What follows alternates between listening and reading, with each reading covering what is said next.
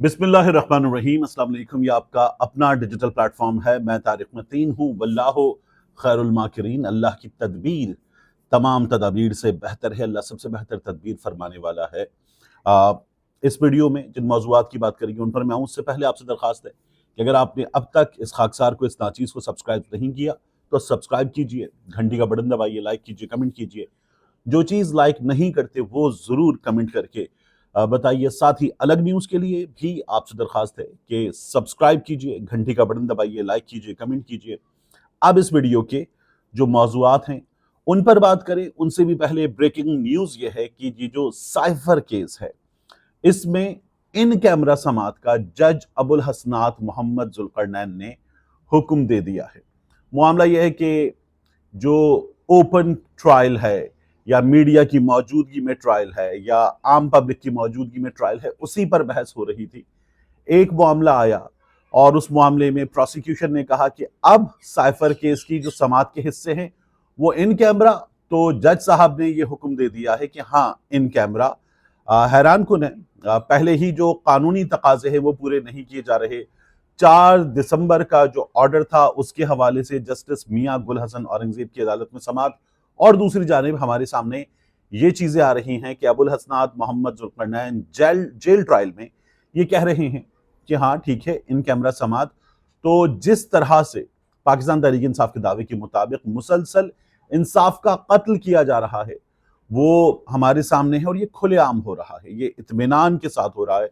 इसमें कहीं भी किसी भी जगह ऐसा नजर नहीं आ रहा कि थोड़ी सी कोई रियायत बरती जाए, थोड़ी सी कोशिश कर ली जाए कि कहीं इंसाफ होता हुआ दिखाई दे जाए, कहीं कुछ इस चीज की आड़ में आप भी जा सके कि आप ये बताएं कि देखिए इंसाफ भी हो रहा है, पाकिस्तान तहरीक इंसाफ को रिलीफ भी मिल रहा है, जायज उनकी डिमांड्स पूरी भी की जा रही हैं।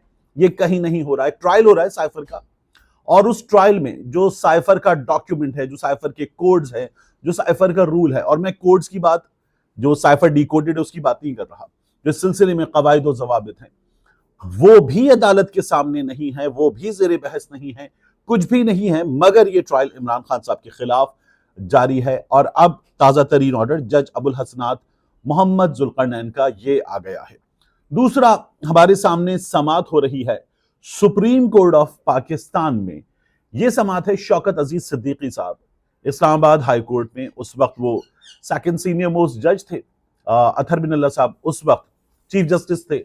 उन्होंने ये मामला उठाया कि उनके चीफ जस्टिस के पास आए थे लोग, और वो लोग आईएसआई के थे। फिर उन्होंने बताया कि जनरल फैज हमीद ने उनसे घर पर भी मुलाकात की थी, और जनरल फैज हमीद ने उनसे मुलाकात करके कहा था 2 साल की मेहनत जाया हो जाएगी अगर केस मेरिट पे सुना जाएगा, मियां नवाज शरीफ का, मरियम नवाज शरीफ का, कैप्टन सफदर का, तो उनकी 2 बरस की मेहनत जाया हो जाएगी। ये जनरल फैज हमीद का दावा था। शौकत अजीज सिद्दीकी साहब को तो नौकरी से फारिग कर दिया गया था, बरतरफ कर दिया गया था। उनका केस एक अरसे से चल रहा है, उन्हें इंसाफ मिले। अदालत से खुद जज इंसाफ मांग रहा है, अदालत इंसाफ नहीं दे रही। मैं बार बार कहता हूं कि हमारे यहाँ ना इंसाफी करने वालों में सबसे बड़ा किरदार अदालत का है, ना इंसाफी करने वालों में सबसे आगे हमारी अदालतें हैं, हमारे जज साहिबान हैं। यही शौकत अजीज सिद्दीकी साहब के केस में भी हमें नजर आ रहा है। और मैंने आपसे पहले भी अर्ज किया था कि शौकत अजीज सिद्दीकी साहब सुप्रीम कोर्ट ऑफ पाकिस्तान में अपना केस लेकर गए हुए, इस्लामाबाद हाई कोर्ट के एक बड़े जज उनके घर पर, उनके घर के आसपास वो एविडेंस कि जिसके जरिए वो ये बताते कि जनरल फैज हमीद साहब मेरे घर आए, 2 बार आए, वो एक एविडेंस अदालत में पेश कर दें। अब हुआ क्या, काजी फाइज ईसा साहब का फैजाबाद धरना केस का फैसला था। इमरान खान साहब बताते थे कि हमारे पास जो रेफरेंस आया था काजी फाइज ईसा साहब के खिलाफ, वो एस्टैब्लिशमेंट की तरफ से आया था, हमने आगे भेज दिया, वो रेफरेंस आगे चला गया। काजी फाइज ईसा साहब की वो लड़ाई, अदालती लड़ाई जारी रही। उन्होंने चैलेंज किया, फिर अदालत में आ गई, जुडिशियल काउंसिल से निकलकर अदालत में आ गई। कुछ यही मामला मज़ाहिर नकवी साहब का भी है कि अब वो इसे अदालत में लड़ना चाहते हैं। मैं इस पर आगे जाके आऊंगा। लेकिन फैजाबाद धरना केस का फैसला काजी फैज साहब का, और उसके बाद मुसलसल फैज हमीद साहब के खिलाफ उनकी अदालत से जो चीजें सामने आ रही हैं, फैज हमीद साहब का अपना मौक़िफ़ भी आ रहा है। अब आज जो अदालत में हुआ शौकत अजीज सिद्दीकी साहब के केस में, उसमें रिपोर्ट क्या हो रहा है, बहुत इंपॉर्टेंट है। ये मैं ऐनी शाहिदीन का बयान आपको बता रहा हूं। खबर यह है कि सुप्रीम कोर्ट का कमरा अदालत नंबर 1 यानी चीफ जस्टिस का कमरा गुज़श्ता कई दिनों से साबिक DG ISI फैज हमीद की बड़ी शिद्दत से राह तक रहा है। आज इस्लामाबाद हाईकोर्ट के जज शौकत सिद्दीकी बरतरफी केस की समाअत थी। शौकत सिद्दीकी साहब ने अपनी दरखास्त में फैज हमीद पर इल्जामात लगाए मगर उनको फरीक नहीं बनाया। चीफ जस्टिस काजी फायज ईसा ने शौकत सिद्दीकी के वकील हामिद खान से कहा कि आप जब तक इन शख्सियात फैज हमीद और ब्रिगेडियर रामे इनको फरीक नहीं बनाएंगे हम आपको इल्जामात नहीं लगाने देंगे। आप फरीक बनाएं। अब ये वाकिफा ने हाल की अपनी पूरी कमेंट्री है। आप इनको फरीक बनाएं, हम इन्हें नोटिस कर देंगे। 1 घंटा इस मामले पर बहस हुई। जनाबे चीफ जस्टिस ने 26 बार फरीक बनाने का लफ्ज इस्तेमाल किया। ये अदालत के ऐनी शाहिदीन बता रहे। हामिद खान साहब ने कहा कि फैज हमीद को फरीक बनाने का जुडिशियल काउंसिल ने मौका नहीं दिया था। चीफ जस्टिस बोले अब तो आपके पास मौका है, अब क्यों फरीक नहीं बना रहे। हामिद खान ने कहा फैज हमीद को फरीक बनाने पर एतराज नहीं है। चीफ जस्टिस काजी फायज ईसा साहब ने कहा फरीक बनाकर हम पर एहसान ना करें। 1 घंटे की तगोदो के बाद चीफ जस्टिस ने गुस्से से कहा अगर फरीक बनाने की दरखास्त आज दायर करते हैं तो कल नोटिस जारी कर देंगे। अगर फरीक नहीं बनाना तो इल्जामात निकाल कर नई दरखास्त दायर कर दें। सर्दी की छुट्टियों के बाद समाअत होगी। और फिर यूं हुआ कि हामिद खान ने यकीन दहानी करवाई कि उन्होंने जिन पर इल्जाम लगाया है उन्हें फरीक बनाने की दरखास्त कल तक दायर कर देंगे। मेरे बच्चों का जो तोता है वो भी इस वक्त बड़ा बेचैन हो रहा है। कल तक दायर कर देंगे। चीफ जस्टिस बोले हम कल समाअत रखकर नोटिस जारी कर देंगे, जिसके बाद अदालत ने मजीद समाअत कल तक मुलतवी कर दी तो जनरल फैज हमीद साहब को शामिल किया जाए। काजी फायज ईसा साहब ने इसको वाक़िफ़ाने हाल के मुताबिक मेक श्योर किया कि ये हो। और फिर जब वकील साहब तकरीबन 1 घंटा लगाने के बाद इस बात पर आ गए कि ये हो जाएगा तो फिर उस पर कल तक के लिए समाअत मुलतवी कर दी गई है। देखिए मैंने पहले भी कहा था ना कि शौकत अजीज सिद्दीकी साहब अपने इल्जामात के हक में सबूत लेकर आए। अदालत सबूत मांगती है। अब शौकत अजीज सिद्दीकी साहब सबूत लेकर आए। फैज हमीद मेरे पास आए थे, मेरे चीफ जस्टिस के पास आए थे। हमें इन बड़ी इमारतों का जहां हमारा एक आम आदमी का गिरबान पकड़ा जाता है, हमसे एक सबूत मांगा जाता है, हमारे चक्कर लगवाए जाते हैं, हमारे जूते घिसवाए जाते हैं, हमारी ऐसी की तैसी की जाती है। अपना काम काज छोड़कर, अपनी जिंदगी छोड़कर, अपनी बीमारों को छोड़कर इन्हीं अदालतों में मैं भी पेश होता हूँ, कराची की अदालत में जाते हैं ना। तो यहां पर ये अदालतें भी सबूत लाई, जज साहिबान भी सबूत लाए, ये भी फुटेज निकाल कर लाए। अगर वो चीफ जस्टिस के पास आए थे तो इस बड़ी अदालत की भी तो फुटेज आए। इमरान खान साहब को यहां से पकड़ा था ना, तो उसके बाद वो फुटेज गायब है। तो ये जो ताकतवर हैं इनकी भी फुटेजेस निकल कर आए, इन्हीं अदालतों से निकल कर आए। आप एक आम आदमी से सबूत मांगते हैं, आप लोग भी सबूत दें। आपके सामने जब ताकतवर आ गए हैं और आप उन ताकतवरों को सजा देने के लिए भी तैयार हैं तो सबूत दें इस बात का। आपकी अदालतें सबूत दें, हमारे सामने आए, हम देखें। वो ताकतवर जब कोई रिकॉर्डिंग कर लेते हैं, कोई चीज कर लेते हैं, तो उसके बाद वो रिकॉर्डिंग, वो चीजें सब सामने आ जाता है, मीडिया चला रहा होता है बड़े शौक के साथ।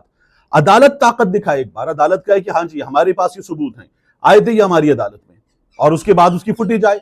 अभी जो मुलाकातें हुई हैं बंदियाल साहब से भी, उनकी भी फुटेजेस वगैरह आए, चीजें आए, सामने आए लोगों के कि किस तरह से चीजें हो रही हैं। बिल्कुल आना चाहिए।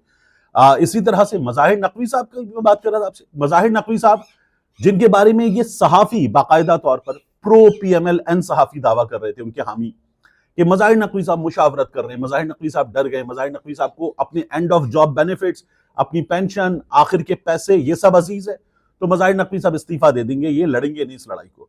मज़ाहिर नकवी साहब तो एक के बाद दूसरा खत, दूसरे के बाद तीसरा खत, और फिर अब जब कार्रवाई होती है सुप्रीम जुडिशियल काउंसिल की, वो कहते हैं इसको ओपन करो, इसको ओपन करो, इसको अदालत में लेकर जाओ, इसको दिखाओ बराह रास्त, क्योंकि मुझसे जिन चीजों पर हिसाब मांग रहे हो ना वो डिक्लेयर्ड चीजें हैं, वो मैं अदालत को दे चुका, मैं हिसाब दे चुका, तो मुझसे आप हिसाब मांग रहे हैं।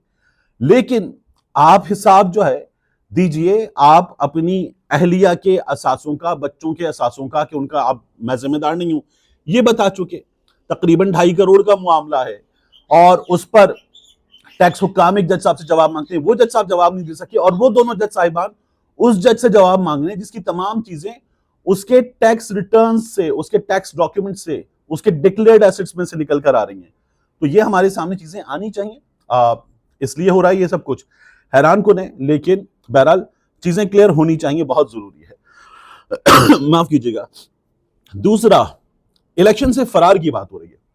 ये जो लाहौर हाई कोर्ट के जस्टिस बाकी नजफी साहब का फैसला है ना, मैंने रात भी 3 पॉइंट्स पर गुफ्तगू की थी, क्विकली आपको बता दूं। मैंने कहा था, एक, ये आगे जाकर अपील में बदल जाएगा। 2, इसके नतीजे में इलेक्शन डिले होने का भी खतरा है। और अब हो रहा है ना कि इलेक्शन कमीशन ने जो ट्रेनिंग थी वो रोक दी है। और इलेक्शन डिले से किसको फायदा होता है? बाक़िर नजमी साहब की अदालत से फैसला आया। बाक़िर नजमी साहब, आपको सानेह मॉडल टाउन दीगर चीजें याद आती है ना, तो बाक़िर नजमी साहब की अदालत से फैसला आया है। 3, ये कहा जा रहा है कि जी अब पाकिस्तान तहरीक इंसाफ भाग रही है इलेक्शन से। शहबाज शरीफ साहब ने बयान दिया कि देखिए, इलेक्शन से पाकिस्तान तहरीक इंसाफ आगे भाग रही है। 8 फरवरी को इंतखाबात है। पाकिस्तान तहरीक इंसाफ को जूते पड़ रहे हैं, डंडे पड़ रहे हैं, उनके लोग गिरफ्तार हो रहे हैं, उन पे पर्चे हो रहे हैं। वो 4 लोग जमा हो जाए, गिरेबानों से पकड़कर गाड़ियों में डाला जा रहा है, लोगों को मारा पीटा जा रहा है। उसके बावजूद पाकिस्तान तहरीक इंसाफ वाहिद जमात है जो इंतखाबी सरगर्मियों के लिए, वर्कर्स कन्वेंशन के लिए, लोगों को मोटिवेट करने के लिए मैदान में है। वो तो कह रहे हैं जुल्म का बदला वोट से, वो तो मुकाबले के लिए तैयार है।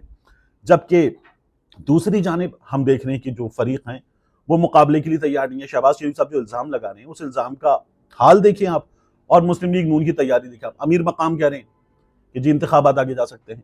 आसिफ जरदारी साहब कह रहे हैं इंतखाबात आगे जा सकते हैं। कई जगहों पर मुस्लिम लीग नून के सिंध के लोगों ने हल्का बंदियों को चैलेंज किया हो। तो क्या आप लोगों ने इसलिए चैलेंज किया हुआ है कि आप लोग इंतखाबात आगे ले जाना चाहते हैं? आप लोगों का दावा यही है ना कि वहां इसलिए कि आपको वहां मुनसिफाना इंतखाबात होते नजर नहीं आ रहे। तो ये जो ब्यूरोक्रेसी के अंडर इंतखाबात हैं पाकिस्तान तहरीक इंसाफ को, इसमें मुनसिफाना इंतखाबात नजर नहीं आ रहे, इसलिए पाकिस्तान तहरीक इंसाफ आगे गई है। अब मलिक मोहम्मद अहमद खान साहब, जनरल बाजवा साहब के दोस्त, और मलिक मोहम्मद अहमद खान साहब जिन्होंने ये जो तमाम चीजें हुई हैं, कहते हैं इन डील्स में, लंदन प्लान में, इन तमाम चीजों में मलिक मोहम्मद अहमद खान साहब जो है वो बहुत आगे आगे रहे। अब मलिक मोहम्मद अहमद खान साहब कहते हैं कि पीटीआई ने इंतखाबात रोकने के लिए पिटीशन दायर की। पीटीआई बाहर इंतखाबात के लिए दुहाइयां देती है और अंदर उनके ये इक़दाम हैं। मलिक मोहम्मद अहमद खान साहब जो हैं वो पाकिस्तान तहरीक इंसाफ को कह रहे हैं कि ये इंतखाबात मुलतवी करवाना चाहते हैं। तो बताएं, पंजाब में इंतखाबात होना थे, इमरान खान ने उसकी कानूनी जो सूरत थी वो भी पूरी कर दी थी, लेकिन फिर असेंबली में खड़े होकर बाकायदा गुंडागर्दी करते कहा गया नहीं होंगे इंतखाबात, नहीं करवाने देंगे। और ये हुआ। सुप्रीम कोर्ट के जजों से लड़ गए, हुआ। मरियम बीबी लड़ गई, शहबाज शरीफ साहब लड़ गए, ख्वाजा आसिफ, राना सनाउल्लाह, ये तमाम लोग बाकायदा जज साहिबान को उल्टे सीधे नामों से पुकारने लगे, लड़ाई कर दी। इलेक्शन कमीशन ऑफ पाकिस्तान सामने आ गया, इंतखाबात नहीं होने दिए। स्टेट बैंक को बुलाओ, इसको बुलाओ, इंतखाबात नहीं होने दिए गए। किसने करवाया था पंजाब और खैबर पख्तूनख्वा में ये काम? कौन भागा था इंतखाबात से? क्यों? क्योंकि आप लोगों ने 17 जुलाई को 20 हल्कों के इंतखाबात के नतीजे में देख लिया था कि आपके साथ क्या होगा। मैनेज करने के बावजूद भी आप लोग हार गए थे। तो अब आप लोगों को नजर आ रहा है। आप देखिए कि जाली मर्दमशुमारी किसने करवाई थी? कौमी असेंबली 2 दिन पहले तहलील क्यों की? अच्छा ठीक है, पंजाब के खैबर पख्तूनख्वा के इंतखाबात तो एक अलग मामला, लेकिन 2 दिन पहले कौमी असेंबली तहलील क्यों की? क्योंकि जो इंतखाबात कौमी असेंबली वक्त पर अज खुद तहलील होने के नतीजे में 60 दिन के अंदर होना थे, वो 90 दिन पर चला जाए मामला, और वो 90 दिन वो भी गुजर गए। उसके बाद भी अब भी मुसलसल सदाएं आ रही कि इंतखाबात आगे जाएंगे, और ये सदाएं सिर्फ हमें यहां से नहीं आ रही, बाहर से भी आ रही हैं, बाहर से भी आ रही हैं। तो जब ये सब कुछ हो रहा है और इंतखाबात आगे ले जाने की तैयारी है, तो फिर ये इल्जाम पाकिस्तान तहरीक इंसाफ पे लगाना कि पाकिस्तान तहरीक इंसाफ इलेक्शन से फरार चाहती है, इंतहाई गलत इल्जाम है। पाकिस्तान मुस्लिम लीग नून खुद इंतखाबात से फरार हासिल करती रही है मुसलसल, और अब भी तैयारी कर रही है। पाकिस्तान पीपल्स पार्टी का यही हाल है।